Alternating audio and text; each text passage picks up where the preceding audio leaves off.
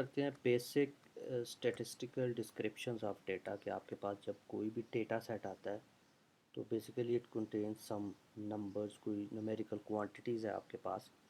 तो what action you perform on that data कि आपको उस जो डेटा सेट है उसकी कुछ बेसिक अंडरस्टैंडिंग हो सके। तो उसमें हम लोग जो सबसे पहले करते हैं, हम लोग क्या करते हैं कि हम लोग जो डेटा की जो सेंट्रल टेंडेंसी है, जो आपने स्टैटिस्टिक्स जो भी कोर्स आप लोगों ने पढ़ा होगा उसमें आपने ये चीज़ें पढ़ी होंगी कि मेजरिंग द सेंट्रल टेंडेंसी, जिसके अंदर हमारे पास मीन है, मीडियन है, मोड है।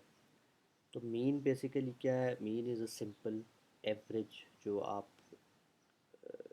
किसी भी न्यूमेरिकल क्वांटिटी की जो एवरेज है आप जो लेते हैं उसको हम लोग मीन कहते हैं। Suppose that we have some attribute x and let x1 x2 up to xn, n जो है हमारे पास टोटल नंबर ऑफ ऑब्जर्वेशंस है। तो हमारे पास जो हम लोग मीन कैसे कैलकुलेट करेंगे, मीन को डिनोट करते हैं x और उसके ऊपर ये bar is equals to sum up I is equals to 1 to n, n is the total number of observations. कि आप क्या करते हैं कि जितनी भी ऑब्जर्वेशंस है किसी भी एट्रीब्यूट के अगेंस्ट, आप उन सब जो मुख्तलिफ जो ऑब्जर्वेशंस हैं उनको सम करते हैं divided by the total number of observations. तो आपको क्या दे देगा? वो आपको एक्चुअल मीन दे देगा कि उनके एक जो सेंट्रल वैल्यू, जो मीन वैल्यू या सिंपल एवरेज क्या है। सिमिलरली कुछ केसेस के अंदर इस तरह होता है कि हर ऑब्जर्वेशन के साथ हम लोग कुछ वेट असाइन कर देते हैं। उस वेट का मतलब मीन्स वो किस चीज़ को रिफ्लेक्ट कर रहा है, वो कुछ वैल्यू की सिग्निफिकेंस को या इम्पॉर्टेंस को या अक्रस फ्रिक्वेंसी को रिप्रेजेंट कर रहा होता है। तो जब भी हम लोग वेटेड मीन की बात करते हैं कि जिसमें आपके पास ऑब्जर्वेशन के साथ उनका वेट भी होता है, तो उस सूरत में हम लोग कहते हैं कि हम लोग जो वेटेड मीन है वो हम कैसे निकालते हैं कि हम लोग अगेन सम जो उनकी वैल्यूज़ है 1 to n, n is the total number of observations. आपके पास जो हर एक ऑब्जर्वेशन की जो वेटेड वैल्यू है divided by the sum of those weighted values, तो ये आपके पास क्या हो जाएगा? एक वेटेड मीन होगा। तो इससे पहले हमने सिंपल मीन की बात की, और जो वेटेड मीन है it's just a simple average of the numbers. Similarly trimmed mean क्या है? ट्रिम्ड मीन ये है कि आपके पास, हम लोगों ने बात की कि जो आउटलायर्स होते हैं, आउटलायर्स क्या होता है कि आपके पास जो नंबर जो एक ख़ास वैल्यूज़ जो एक ख़ास रेंज के अंदर फ्लक्चुएट कर रहे होते हैं, तो कुछ नंबर्स या कुछ जो ऑब्जर्वेशंस हैं अगर वो नॉर्मल बिहेवियर से डेविएट कर रही हैं, या तो वो वैल्यूज़ बहुत छोटी हैं या वो वैल्यूज़ बहुत बड़ी हैं, तो दोज वैल्यूज़ या दोज जो वैल्यूज़ हैं उनको हम कहते हैं कि ये आउटलायर्स हैं, कि ये जो नॉर्मल जो बिहेवियर है डेटा का उससे ये डेविएट कर रही हैं। तो इन दैट केस तो हम लोग क्या करते हैं? हम लोग यूज़ करते हैं ट्रिम्ड मीन, क्योंकि mean is basically sensitive to outliers. Sensitive कैसे है कि आप अगर कुछ 1 to 5 नंबर्स का अगर आप मीन लें और उसमें एक वैल्यू को आप लेट्स सपोज कुछ बहुत बड़ी कर दें या बहुत छोटी कर दें, कि जो आपकी जो एक्चुअल मीन की वैल्यू आएगी वो उससे जो एक जो आउटलायर होगा उससे वो डिफरेंट आएगी काफ़ी। तो बेसिकली जब आपके डेटा सेट के अंदर आउटलायर्स होंगे, तो जब आप आउटलायर्स को भी इंक्लूड करेंगे अपने मीन के अंदर, तो that mean basically doesn't reflect the central tendency of your data. जो जो आपका सेंट्रल वैल्यू है उसको वो रिफ्लेक्ट नहीं कर रही होगी, क्योंकि that mean is basically sensitive to the outlier. तो हम लोग क्या करते हैं कि लेट्स सपोज के उसका ट्रिम्ड मीन लेते हैं। इन दैट केस कि आप क्या करते हैं, अगर लेट्स सपोज अगर उन वैल्यूज़ को आप सॉर्ट करें और कुछ वैल्यूज़ जो बहुत बड़ी हैं और कुछ वैल्यूज़ जो बहुत छोटी हैं, तो आप उन वैल्यूज़ को चॉप्ड ऑफ कर देते हैं कि उन वैल्यूज़ को आप उस मीन का जब आप कैलकुलेट करते हैं तो उसको उसका ऐसा नहीं बनाते। तो हम लोग कहते हैं those are called trimmed means, कि आप उसमें ट्रिम्ड मीन के अंदर आउटलायर्स को इग्नोर कर देते हैं। So that is known as trimmed mean. तो मीन को कैसे कैलकुलेट करते हैं उसके लिए एक सिंपल सी एग्जांपल है आपके पास, कि ये आपके पास नंबर है। तो जो फार्मूला हम लोगों ने पहले बात की थी कि एवरेज है, तो सिंपल क्या करेंगे, हम लोग इन नंबर्स को सम अप कर लेंगे divided by total number of observation which is 9। तो हम लोग जब इनको सम अप करके डिवाइड करेंगे 9 से, तो that will come out as 15। So हम लोग कह सकते हैं कि 15 is the mean value of these numbers. तो इसी तरह आपके पास जो डेटा सेट भी होता है, किसी भी एट्रीब्यूट के अगेंस्ट आपके पास कुछ न्यूमेरिकल क्वांटिटीज़ होंगी, अगर आप उनको मीन निकालना चाहें तो just a simple average. Similarly आपके पास मीडियन क्या है, median which is the middle value in a set of order data values के। मीडियन जो है आपकी किसी भी सेट ऑफ वैल्यूज़ की जो मिडल वैल्यू है उसको हम लोग मीडियन कहते हैं। It is the value that separates the higher half of the data set from the lower half. तो उसकी एक एग्जांपल देख लेते हैं। Again we have the same set of numbers, so the median is the middle value. तो पहले हम लोग क्या करते हैं कि जो वैल्यूज़ है इनको एक ऑर्डर के अंदर, जो आपका न्यूमेरिकल ऑर्डर के अंदर ले आते हैं। तो इन दैट केस हमारे पास जो, जब हम इसको न्यूमेरिकल ऑर्डर में लेकर आए तो हमारे पास ये वैल्यूज़ कुछ इस तरह से आ गई। अब मीडियन कैसे निकालते हैं कि अगर हमारे पास जो जितनी number of observations plus one divided by two, तो वो आपको क्या हो जाएगा, आपकी मिडल वैल्यू आ जाएगी। तो इन दिस केस हमारे पास अगर हम इनको काउंट करें 1 2 3 4 5 6 7 8 एंड 9, तो हमारे पास 9 वैल्यूज़ थी। 9 + 1 तो हमारे पास बन गया 10, 10 divided by two which is the fifth number, that means the fifth number is the median. तो इन दैट केस हमारे पास जो ये वैल्यूज़ है 1 2 3 4 एंड 5, तो fifth one is 14, so we can say that the 14 is the median of these numbers. और अगर हमारे पास ये जो वैल्यूज़ है अगर ये ऑड ना होती, अगर इवन होती, in that case we have two middle values. तो उस सूरत में हम लोग क्या करते हैं कि जो दो वैल्यूज़ होती हैं जो मिड की, हम लोग उनका मीन ले लेते हैं। तो जो मीन की जो वैल्यू होती है उसको हम लोग कह सकते हैं कि that is basically a median. तो एक इसका एक जर्नल एक एम्पेरिकल फार्मूला ये है कि mean minus mode is equals to और approximately equals to 3 multiplies by mean minus median. अब मोड क्या है इस चीज़ में, हम लोग मोड को देखते हैं। The mode is the number that is repeated more often than any other, कि आपके पास जो मोस्ट फ्रीक्वेंट वैल्यू होती है, जो रिपीटेड हो, मोस्ट फ्रीक्वेंट रिपीटेड वैल्यू जो होती है वो आपकी मोड होती है।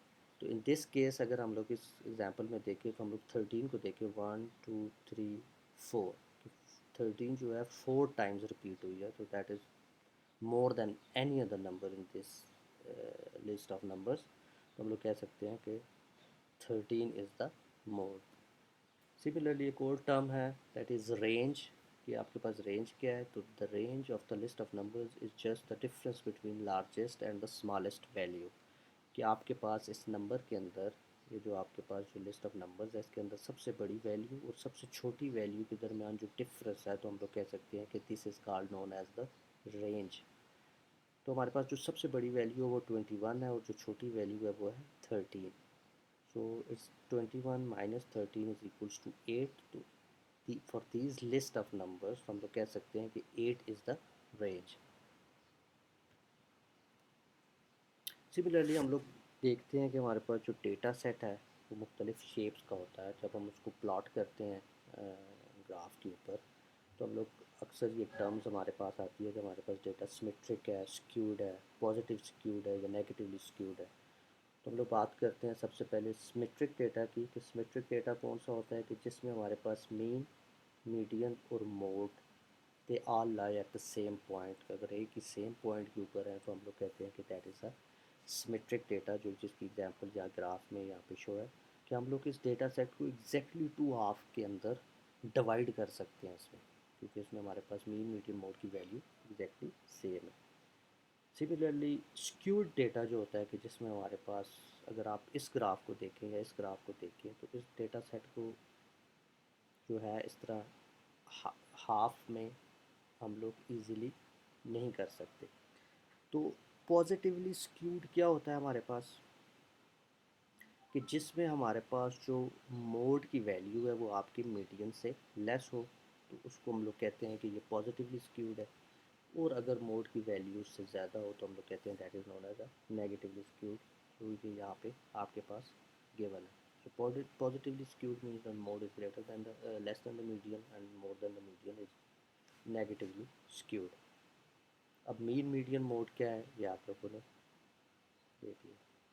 ओके, तो फिर जब हम लोग डिस्पर्शन ऑफ डेटा की बात करते हैं तो similarly we talked about quantiles, कि हमारे पास कोई भी अगर हमारे पास रेंज ऑफ वैल्यूज़ या डेटा वैल्यूज़ हैं, अगर हम लोग उनको we divide them into a certain data points या इक्वल कंसेक्यूटिव डेटा सेट्स के अंदर उनको डिवाइड कर दें, तो then we can say each of those as a quantile. So suppose that the data for attribute x are sorted in increasing numeric order. तो quantiles में अगर आपके पास वैल्यूज जो है आप लोग पहले उनको एक ऑर्डर के अंदर लेकर आते हैं and then you divide those values into sets, कि आप लोग कोई सेट डिफाइन कर देते हैं कि इक्वल साइज पोर्शन में आप डिवाइड कर देते हैं उस डेटा को. तो हम लोग उस ईच दो data points are known as quantiles, कि आपके पास लेट्स सपोज 100 वैल्यूज़ है, उन 100 वैल्यूज़ को आपने 5 इक्वल पोर्शंस के अंदर डिवाइड कर दिया. ठीक है, या आपने 4 इक्वल पोर्शंस के अंदर डिवाइड कर दिया कि 25%, then 50, then 75, then 100. Then each of those 4 जो पॉइंट्स हैं they are known as quantiles. हम उनको क्वांटाइल्स, अगर वो 5 में करें आप 10 में करें, अगर आप उनको 100 इक्वल पार्ट्स में करते हैं तो then these quantiles are known as percentiles. इसी तरह आप लोग अगर उसको 25% पे लेके जाते हैं तो then those are known as quartiles. So quantiles are points taken at regular intervals of a data distribution, dividing it into essentially equal size consecutive sets. When we say dividing into essentially equal size means it is not always possible to divide a data set into exactly the equal size chunks. So we can say nearly equal size chunks, then each of those data points are known as quantiles. So quartiles क्या है, जब the two quantile is a data point dividing the lower and the upper halves of the data distribution correspond to the median. कि अगर आपके पास इस तरह का एक कर्व है, आप उसको इस तरह दो हिस्सों में डिवाइड कर देते हैं. ठीक है, then we can say this is known as a two quantile, कि आपका जो ये जो वैल्यू है आपकी वो क्या है, आपका एक्चुअल में मीडियन है. तो आपने क्या किया, इसको दो हिस्सों में डिवाइड कर दिया, एक हिस्सा ये और एक ये. देन वी कैन से अगर हम लोग इसको दो में डिवाइड कर रहे हैं then this is known as a two quantile. और अगर हम इसको चार हिस्सों में डिवाइड कर रहे हैं 1 2 3 and 4, but by drawing these three lines, कि इन तीन लाइन से हम लोगों ने क्या किया कि अपने डेटा सेट को चार हिस्सों में डिवाइड कर दिया फॉर 25% ईच. Then they are known as quartiles, जो हमने पहले भी बात की. तो four quartiles are the three data points that split the data distribution into four equal parts, refer to as quartiles. दो में डिवाइड किया, मिडल वैल्यू आपकी मीडियन जो है आपके पास Q2, इस is called known as two quantile. जब हमने उसको फोर पार्ट्स इक्वल पार्ट्स के अंदर डिवाइड किया then each of those part is known as a quartile. अगर इसी तरह हम लोग इस डेटा सेट को 100 डिफरेंट पार्ट्स के अंदर डिवाइड कर दें then those are known as percentiles. तो सिमिलरली हमारे पास इंटर क्वार्टाइल रेंज क्या है, कि the distance between the first and the third quartile is simple measure of the spread that gives the range covered of the middle of the value. अगर आपने range of values find करनी है the middle half, तो आप क्या करेंगे, आपका जो थर्ड क्वार्टाइल है माइनस जो आपका फर्स्ट क्वार्टाइल है, तो that will give you an inter quartile range. कि आपके पास तीन लाइंस थी, तीन लाइन में आपने फर्स्ट और तो second, first and the last में से जब फर्स्ट को माइनस किया तो आपके पास जो मिडिल जो वैल्यू की रेंज है वो आपके पास आ जाएगी. That is known as a inter quartile range. कि अगर हम इसके साथ कहें कि आपके पास Q3 माइनस Q1, तो आपके पास ये वाली वैल्यू एग्जैक्टली आ जाएगी and this is known as inter quartile range. 5 number summary क्या है, कि आपके पास हम लोगों ने जितने भी अभी बातें की, जो क्वार्टाइल और जो क्वांटाइल जितनी बात की, तो उसमें हम लोगों ने बात देखा कि उनमें से जितनी भी ये जो टेक्निक्स हैं उनमें कोई भी टेक्निक आपकी जो मिनिमम और मैक्सिमम वैल्यू को नहीं शो कर रही, कि वो 25%, 50%, 75% या इक्वल पार्ट्स के अंदर, लेकिन जो आपकी मिनिमम वैल्यू क्या है और आपकी मैक्सिमम वैल्यू क्या है. तो जब हम लोगों को मिनिमम वैल्यू और मैक्सिमम वैल्यू भी चाहिए होती है तो then we can say this is known as a 5 number summary. So no single numerical measures of the spread, for example interquartile range, is very useful for describing the skew distribution. कि ये जो हम लोगों ने quartile और ये चीज़ें देखी, तो ये this is mostly use for symmetric, not for the skewed distribution. कि आपके पास जो इस एग्जांपल के अंदर देखें कि आप उसको इक्वल पोर्शन के अंदर डिवाइड कर रहे हैं, वो इसीलिए कर रहे हैं बिकॉज द आपके पास जो डिस्ट्रीब्यूशन ऑफ डेटा है वो सिमेट्रिक है, और ये not for the skewed, either positively skewed या नेगेटिव स्क्यूड के लिए ये चीज़ें काम नहीं करती। अच्छा, सेकेंड पॉइंट है a common rule of thumb for identifying suspected outliers is to single out the values following at least 1.5 into interquartile range की। जब हम IQR या इंटरक्वार्टाइल रेंज यूज़ करते हैं तो उसमें हम लोगों ने बात की थी हम लोग आउटलायर्स को कैसे डिटेक्ट करते हैं। तो कहते हैं कि एक रूल ऑफ थंब है कि अगर आपकी वैल्यूज़ आपकी जो inter quartile range multiplied by 1.5 times below है फर्स्ट क्वार्टाइल से या अबव है थर्ड क्वार्टाइल से, then those values can be called as outliers. कि आपका आउटलायर क्या है, जो वैल्यू आपकी जो नॉर्मल डिस्ट्रीब्यूशन ऑफ डेटा है उससे डेविएट कर रही है, तो वो आउटलायर्स हैं। तो हम कहते हैं कि अगर हम IQ inter quartile range use कर रहे हैं तो उसके अंदर हम लोग आउटलायर्स को कैसे डिटेक्ट करते हैं कि the values falling at least 1.5 multiplied by जो भी आपके पास इंटर क्वार्टाइल रेंज है। इंटर क्वार्टाइल रेंज के आपके पास थर्ड और तो फर्स्ट इंटर जो क्वार्टाइल्स हैं उनके दरमियान जो डिफरेंस है that is known as IQR या inter quartile range multiplied by 1.5। अगर ये वैल्यू से अबव आती है या बिलो फर्स्ट क्वार्टाइल या above third quartile, then this is known as an outlier quantity.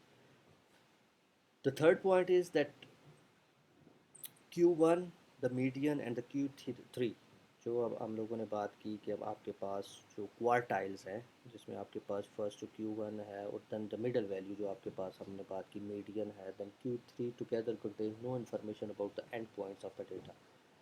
कि हमारे पास जो ये क्वार्टाइल्स की जो इन्फॉर्मेशन है कि हम लोग के पास मिनिमम और मैक्सिमम वैल्यूज़ को नहीं शो कर रही। तो जहाँ पे हमें मिनिमम वैल्यू या मैक्सिमम वैल्यू कि जिसके अंदर आपका डेटा लाई कर रहा है वो वैल्यूज़ भी चाहिए, तो हम then we will use this 5 number summary. The 5 number summary of distribution consist of a median, कि आपके पास जो मीडियन जो Q2 है, quartiles Q1, Q3 and the smallest and the largest individual observations written in the order of, कि आपके पास Q1 median और Q3 आप इस ग्राफ के अंदर अगर देखें तो ये आपके पास Q1 है, ये आपके पास Q2 है और ये आपके पास Q3 है। This is percentile 25th percentile 75 that the median. इसके अलावा आपके पास एक मिनिमम वैल्यू और एक आपके पास मैक्सिमम वैल्यू भी अगर आप उसको कंसिडर करेंगे तो that is known as a 5 number summary. तो 5 नंबर समरी के पास आपके पास क्या होगा, एक minimum value, then Q1 the first quartile, then the median, then the third, and then the maximum value. So basically it's a 5 number summary to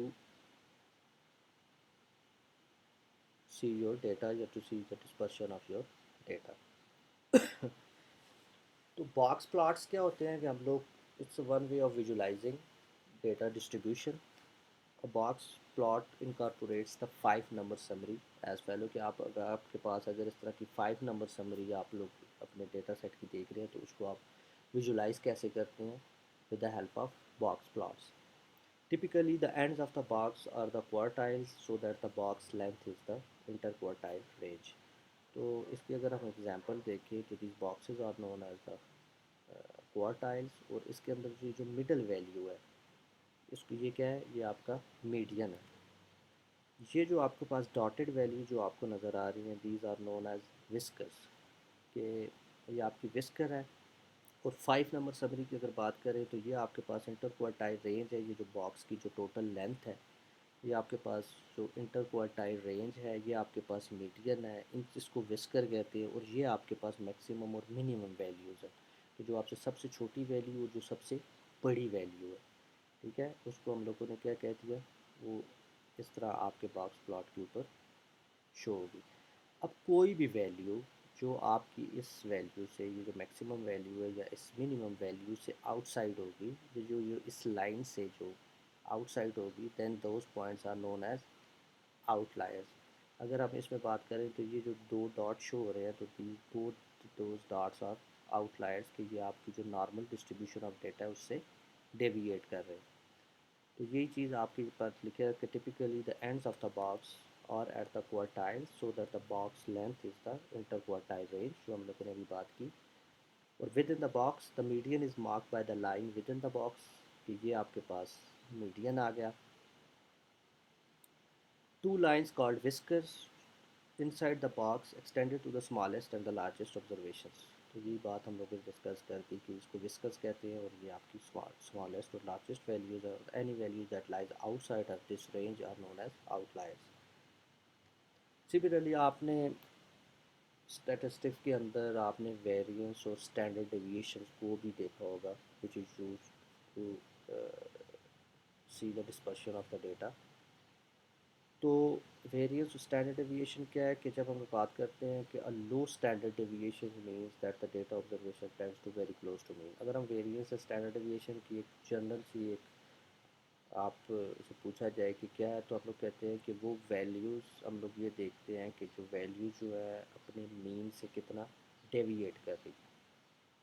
A higher standard deviation indicates that the data are spread out over a large range of values। जब आपकी standard deviation बहुत ज़्यादा होती है तो that means कि आपकी जो वैल्यूज़ हैं वो आपके मीन से ज़्यादा डेविएट कर रही हैं, और उनकी जो रेंज ऑफ वैल्यूज़ है वो ज़्यादा है।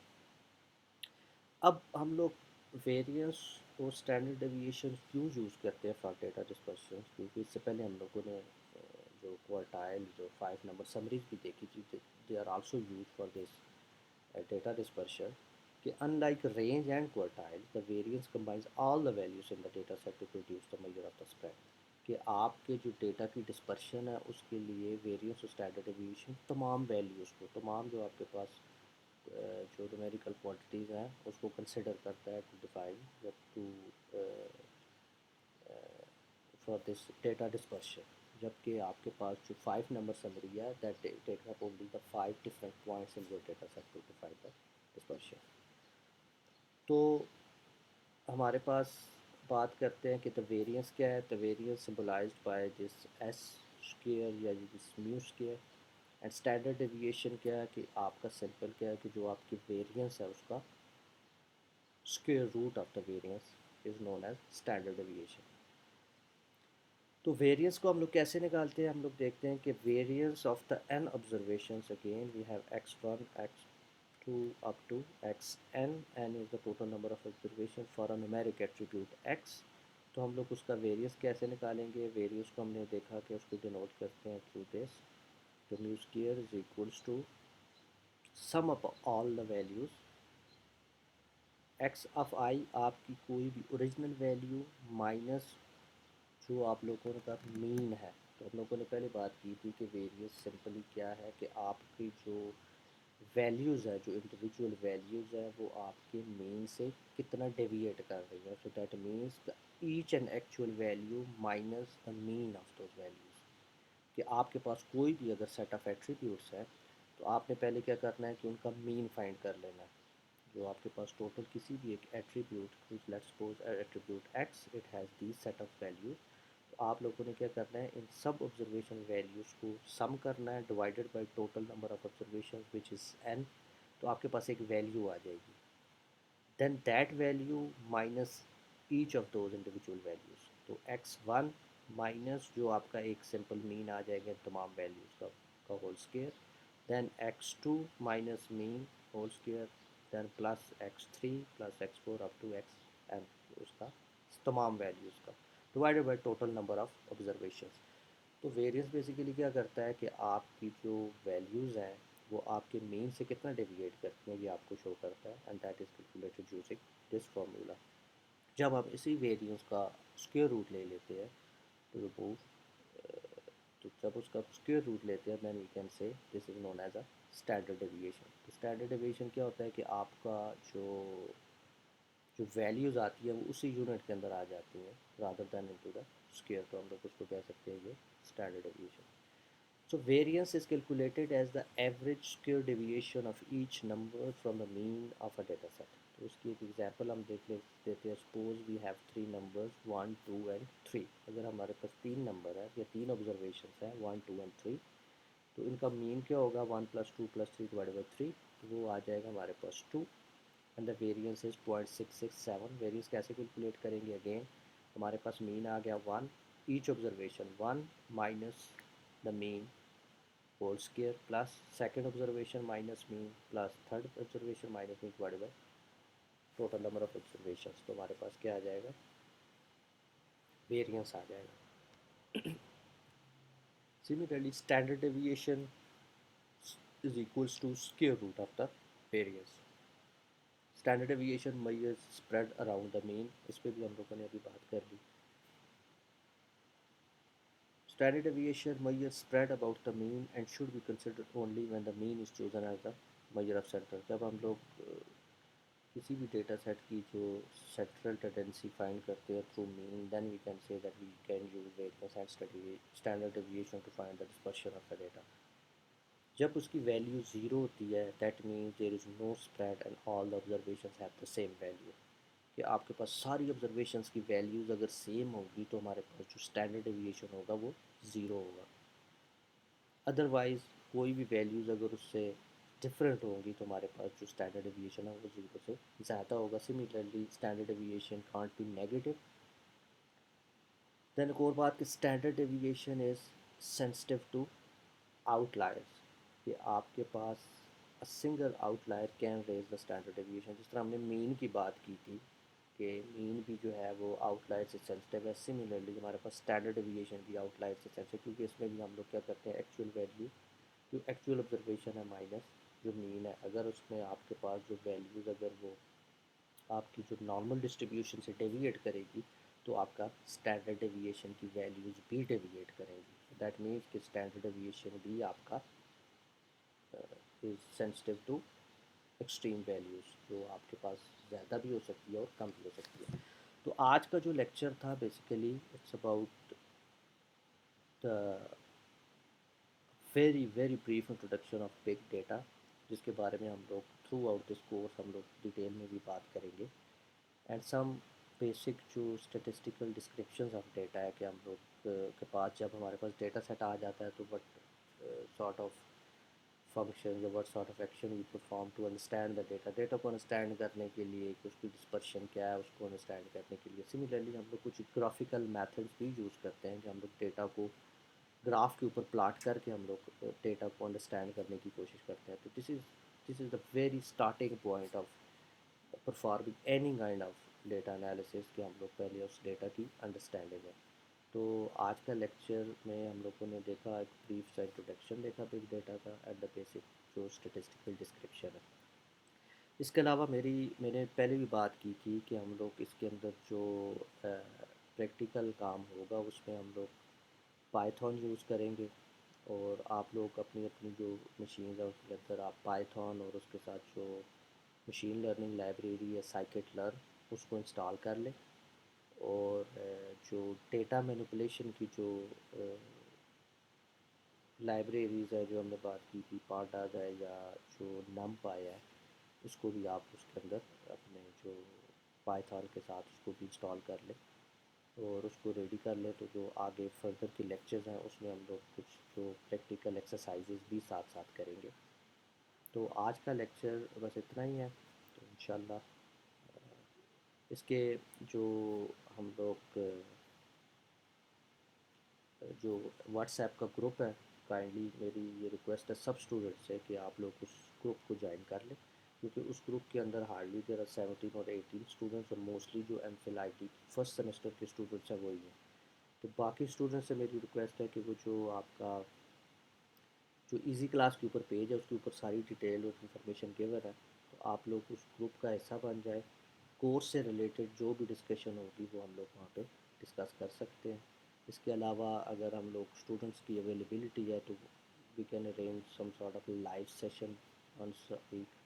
तो वो डिपेंड करता है कि जो स्टूडेंट्स की अवेलेबिलिटी क्या है। तो